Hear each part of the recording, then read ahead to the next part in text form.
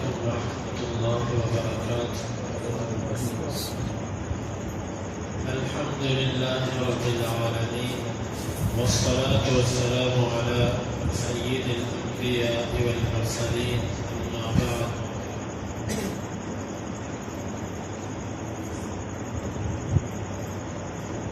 اللہ تعالیٰ کا ہمارے اوپر بہت بڑا احسان ہے کہ اس نے ہمیں دوبارہ درس حدیث کے آغاز کی توفیق عطا فرمائی۔ ہم اللہ تعالیٰ سے دعا کرتے ہیں کہ اللہ تعالیٰ ہماری زندگیاں قرآن و حدیث کے ساتھ جڑی رہیں، اور جیسے بھی حالات ہوں، جیسے بھی فتنے ہوں، اللہ تعالیٰ قرآن اور حدیث کے دروس سے اللہ تعالیٰ ہمیں جوڑے رکھے۔ فجر کے بعد ہمارا صحیح بخاری کا درس ہوتا ہے۔ صحیح بخاری یہ نبی صلی اللہ علیہ وسلم کی احادیث اکٹھی کی گئی ہیں، ان کا سب سے بہترین مجموعہ ہے۔ حدیث کسے کہتے ہیں؟ رسول اللہ صلی اللہ علیہ وسلم کے منہ مبارک سے نکلنے والی بات، آپ کا ہر وہ عمل جو آپ سے صادر ہوا، یا آپ کی کوئی خوبی وہ پیدائشی طور پر آپ کی تھی، یا آپ نے اس کو اختیار کیا، اور چوتھی چیز کہ ہر وہ عمل جو آپ کے سامنے کیا گیا آپ نے اس سے نہیں روکا۔ ان چار چیزوں کو حدیث کہتے ہیں۔ قولی آپ کا فرمان، فعلی آپ کا عمل، تقریری آپ کے سامنے کسی نے کوئی عمل کیا، کوئی بات کہی، آپ نے اس پر رد نہیں کیا، یہ بھی حدیث کا درجہ رکھتی ہے۔ اور چوتھی آپ کی وصف خلقی یا خلقی، آپ کی وہ صفت کہ جو پیدائشی طور پر آپ کے اندر تھی، وہ بھی حدیث کا درجہ رکھتی ہے۔ یا آپ کی وہ عادت جو آپ نے بعد میں اختیار کی، یہ حدیث کا درجہ رکھتی ہے۔ چار چیزیں حدیث کا درجہ رکھتی ہیں۔ نبی صلی اللہ علیہ وسلم کی حدیث کے ساتھ محبت آج کے دور میں ایسے ہے جیسے نبی صلی اللہ علیہ وسلم سے محبت ہے۔ سورہ حجرات کے شروع میں اللہ تعالیٰ نے فرمایا کہ لا ترفعوا اصواتکم فوق صوت النبی، اپنی آوازوں کو نبی صلی اللہ علیہ وسلم کی آوازوں سے بلند نہ کرو۔ اس کا معنی مفسرین نے لکھا ہے کہ یہ آیت آپ کی زندگی میں تو یوں تھی کہ جب آپ بولتے ہوں تو آپ کے سامنے کوئی بلند آواز سے بولے نہ، لیکن آپ کے چلے جانے کے بعد اس آیت کا معنی یہ ہے کہ نبی کی حدیث سے اپنی رائے کو، کسی امام کی بات کو، کسی انسان کی بات کو، اپنی خواہش کو نبی کی حدیث سے بلند نہ کرو۔ اور نبی صلی اللہ علیہ وسلم سے محبت کا آج ثبوت یہ ہے کہ آپ کی حدیث سے محبت کی جائے۔ جو بندہ نبی صلی اللہ علیہ وسلم کی مجلس میں جتنا باادب ہو کر بیٹھے گا، اس کو اللہ کے نبی سے محبت اتنی زیادہ ہے۔ محدثین کے اس بارے میں عجیب و غریب قسم کے واقعات ہیں۔ امام بخاری رحمہ اللہ حدیث کا اتنا احترام کرتے تھے کہ صحیح بخاری کے اندر جتنی احادیث انہوں نے نقل کی ہے، وہ ساری کی ساری احادیث انہوں نے غسل کرنے کے بعد 2 رکعتیں پڑھنے کے بعد لکھی۔ ہر حدیث پر غسل کرتے اور 2 رکعتیں پڑھ کے استخارہ کرتے، پھر حدیث لکھتے۔ حدیث کا اتنا احترام تھا، تو یہ نبی کی بات ہے۔ امام مالک رحمہ اللہ، جن کو امام دار الہجرہ کہا جاتا ہے، دار الہجرت کا امام، مدینے کو دار الہجرہ کہا جاتا ہے، اس امام کا حدیث پڑھاتے ہوئے اتنا احترام ہوتا تھا، اتنے احترام کی مجلس ہوتی تھی کہ اس کا اندازہ نہیں بیان کیا جا سکتا۔ ایک دفعہ ایک زہریلی چیز، بعض روایات کے اندر بھیڑ کا لفظ آتا ہے، بعض میں بچھو کا لفظ آتا ہے۔ امام مالک رحمہ اللہ حدیث پڑھا رہے تھے تو حدیث پڑھاتے پڑھاتے چہرہ متغیر ہونے لگا، رنگ بدلنے لگا، حدیث کے دوران نہیں بولے۔ حدیث کا درس ختم ہوا تو کسی شاگرد سے کہا کہ پیچھے دیکھو میری کمر پر کیا ہے، تو دیکھا کہ وہ بچھو تھا جو بار بار ڈس رہا تھا کمر پہ. فرمایا کہ حدیث رسول یعنی کہ حدیث پڑھاتے ہوئے امام صاحب نے اتنا اللہ کے نبی کی حدیث کا احترام دل پہ غالب رکھا کہ کوئی ایسی حرکت بھی نہیں کی جو وقار کے بنا تھی. امام عبد الرحمن بن مہدی بہت بڑے امام گزرے ہیں. حدیث اس طرح پڑھاتے تھے کہ ان کے مجلس کے اندر اگر کوئی صفحے کو الٹتا تو اس کی بھی آواز سنائی دیتی. ایک دفعہ طالب علموں کے اندر تھوڑی سی آواز بلند ہو گئی، شور ہوا، مجلس سے اٹھ کے چلے گئے کہ جن لوگوں کو حدیث کا احترام نہیں میں ان کو حدیث نہیں پڑھاؤں. امام عبد الرزاق جن کی کتاب ہے مصنف عبد الرزاق، ان کے بارے میں آتا ہے کہ ایک دفعہ شاگردوں سے ناراض ہو گئے ان کی کسی ایسی حرکت سے جو حدیث کے ادب کے بنا تھی، سبق نہیں پڑھا. پھر طالب علموں نے اس کے لیے سفارشی ڈھونڈا اور امام مالک امام عبد الرزاق کو راضی کیا کہ ہمیں دوبارہ پڑھا. محدثین کے ایسے کتنے واقعات ہیں میرے محترم بھائیوں. امام مالک رحمہ اللہ کی مجلس کو لینے کے اتنے باروق ہوتے تھے کہ ان کی مجلس میں حدیث کی مجلس میں ڈرتے ہوئے کوئی سوال نہیں کرتا. محدثین کا اللہ کے نبی سے بھی احترام بہت زیادہ تھا، حدیث رسول سے بھی احترام بہت زیادہ. آج کے دور میں اگر کوئی بندہ یہ کہتا ہے کہ مجھے اللہ کے نبی سے محبت ہے تو یہ نہیں ہو سکتا کہ اس کو اللہ کے نبی کی حدیث سے محبت ہو. تو محبت کے تقاضوں میں سے تقاضا یہ ہے کہ جس سے محبت ہو بندہ اس کی بات سن کے جائے، اس کی بات کو سمجھ کے جائے. تو ہم اگر دعویٰ کرتے ہیں اللہ کے نبی سے محبت کا تو ہمیں چاہیے کہ ہم اللہ کے نبی صلی اللہ علیہ وسلم کی احادیث کو کر جائیں. ہم سنیں گے، ہمارے علم میں اضافہ ہوگا، ہم اس پر عمل کرنے کی کوشش کریں گے. جب ہم کسی چیز کو نہیں سنیں گے تو پھر ہمارے اوپر اس کا عمل کیسے ظاہر ہو سکتا ہے؟ تو ضروری ہے کہ ہم ادب، احترام اور محبت کے ساتھ اور پوری توجہ سے درس حدیث کے دوران اپنے ذکر اذکار کو روک دیجیے. یہ مناسب نہیں ہے کہ آپ ذکر بھی کرتے ہوں اور ایک کان آپ نے درس کی طرف لگایا. اس سے نہ ذکر ہوتا ہے اور نہ درس ہوتا ہے. یہ علم ہے.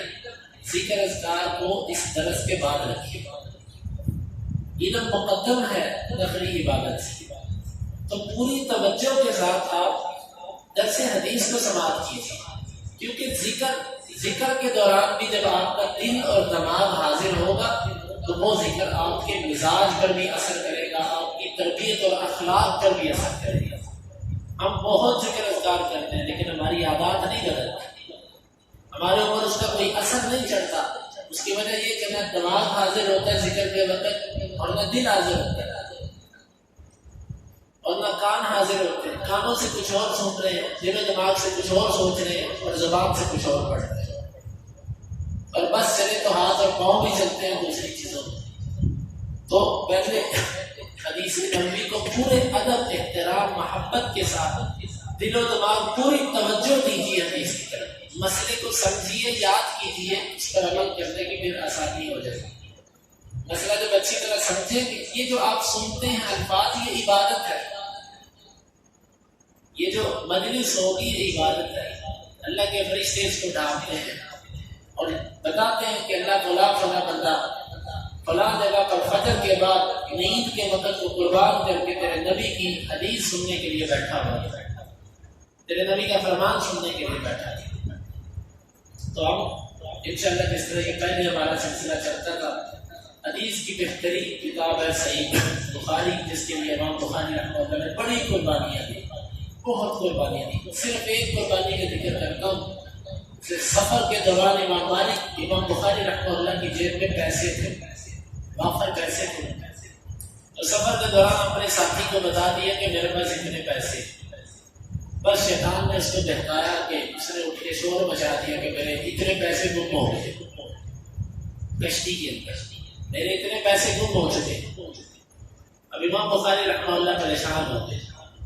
اس شخص نے کیا دعویٰ کر دیا اور میری جیب سے اگر وہ پیسے نکلتے ہیں، یہ بندہ جھوٹا ہی ہے لیکن بہت سارے لوگوں کے دماغوں میں شبہ باقی ہو جائے. کیونکہ جب ایک دفعہ تہمت لگ جاتی ہے انسان پر، وہ سچی ہے کہ جھوٹی ہے، وہ جلدی جھکتی نہیں ہے. عائشہ رضی اللہ عنہا میں تہمت لگی، اس کو بھی ختم ہوتے ہوتے وقت لگا، جھوٹی تھی. بات جب کہہ دی جائے نا، کئی فوقت عقیدہ، جب بات کہہ دی جائے تو اس کو اثر ختم ہوتے ہوتے وقت لگتا ہے. اور بعض دفعہ اثر ختم ہوتا ہے، بعض دفعہ نہیں ہوتا. امام بخاری رحمہ اللہ کی قربانی دیکھیے کہ وہ کہنے لگے کہ اگر اس بندے کی بات بھی کے لیے کوئی بندہ تلاشی شروع کر دے کشتی میں اور وہ پیسے میری جیب سے نکل آئے، اگرچہ وہ میرے ہوں، لیکن کوئی بندہ میرے اوپر یہ تہمت لگا سکتا ہے کہ نہیں اس نے پیسے چرائے، اور میری ذات پہ تہمت اللہ کے نبی کی حدیث پر تہمت ہوگی. لوگ کہیں گے کہ جس نے پیسے چوری کر لیے وہ نبی کی حدیثوں کو کیسے امانت دیانت سے بیان کر سکتا ہے، وہ حدیثوں کے اندر بھی خیانت کرے گا. امام بخاری رحمہ اللہ نے وہ سارے کے سارے پیسے مکری طریقے سے سمندر کے اندر کر دیے. سفر ختم ہوا، وہ اللہ کا بندہ پھر امام بخاری رحمہ اللہ کے پاس آیا اور کہنے لگا کہ آپ نے جھوٹ بولا. امام بخاری فرمانے لگے میں نے جھوٹ نہیں بولا، میرے پاس پیسے تھے لیکن میں نے ان کو سمندر کی نظر کر دیا کہ کہیں اللہ کے نبی کی حدیث پر تہمت نہ آ جائے. یہ وہ محدثین ہیں، یہ ان کی حدیث رسول کے ساتھ محبت، عقیدت، احترام کہ انہوں نے حدیث کو بچاتے بچاتے اپنے مال، اپنی جان، ہر چیز کی قربانی کی. اور آپ کو تو پتا ہوگا نا کہ امام بخاری رحمہ اللہ کی وفات کیسی ہوئی. ہم نے بیان کیا تھا اپنے درس میں ابتدا میں. وہی حدیث کا ادب اور احترام تھا. بادشاہ وقت نے کہا تھا کہ میرے بیٹے کو گھر آ کے پڑھاؤ. تو امام بخاری رحمہ اللہ نے فرمایا تھا کہ انی لا اضل العلم، میں علم کو دلیل نہیں کروں گا، جس کو حدیث چاہیے وہ میرے پاس آئے چلا، تمہارے گھر پہ آ کے نہیں پڑھاؤں گا. یہیں سے کچھ اختلافات کا سلسلہ شروع ہوا. پھر امام بخاری رحمہ اللہ ٹھیک نہیں سکے کسی جگہ. پھر ایک جگہ، کیونکہ علماء کے اندر اللہ نے کوئی خودداری رکھی ہے. دیکھو تکبر اور غرور اور چیز ہوتی ہے، خودداری اور چیز ہوتی ہے. تکبر اور غرور اللہ کو پسند نہیں ہے، لیکن خودداری اور چیز ہے. یہ علماء کے اندر، یہ سلف کے اندر رہی ہے کہ اپنے وقار، اپنے مقام کا خیال رکھا ہے. یہ اور چیز ہے، اس کو خودداری کہتے ہیں. امام بخاری رحمہ اللہ نے خودداری کا دامن نہیں چھوڑا کہ حدیث کا یہ احترام ہے کہ اس کو چل کے آگے پڑھا جائے، نہ کہ گھروں میں جا جا کے حدیث پڑھائی جائے.